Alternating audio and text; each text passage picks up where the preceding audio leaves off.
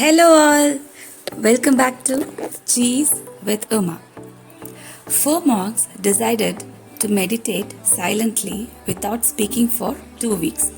By nightfall on the first day, the candle began to flicker and then went out.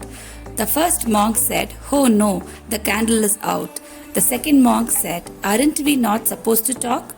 The third monk said, "Why must you two break the silence?" The fourth monk laughed and said, "Ha, I am the only one who didn't speak." People's reactions to this story. Each monk broke the silence for a different reason, each of which is a common stumbling block to meditation. The first monk became distressed by one element of the world, the candle, and so lost the sight of the rest. The second monk was more worried about rules than the meditation itself. The third monk let his anger at the first two rule him. And the final monk was lost in his ego. The path is open to its failures as they are the stones to its success. I am reminded of a card game I used to play with my children called Listening for Silence. The object of the game for me was to stop the noise in the car. The object of the game for the children was to see who could resist speaking the longest by listening for silence. If the first child spoke and the second child automatically burst out proclaiming victory, then both children lost. The object was to listen for silence, and silence speaks for itself. Things do not always go as planned. This is symbolic of something else. I know, but I'll just say it the way it was told. If you are used to talking, it's going to be hard to resist the temptation to talk. More so when you are with others, which I would think they would have thought of.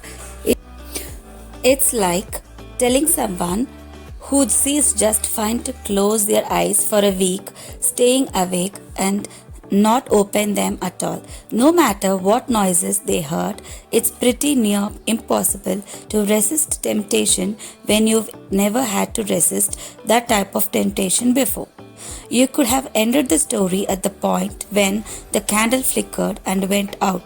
The four monks have each broken their silence for an altogether different reason, but another side is in the fact that the fourth monk spoke at all. Had he simply maintained his silence, he would have been successful in his endeavor.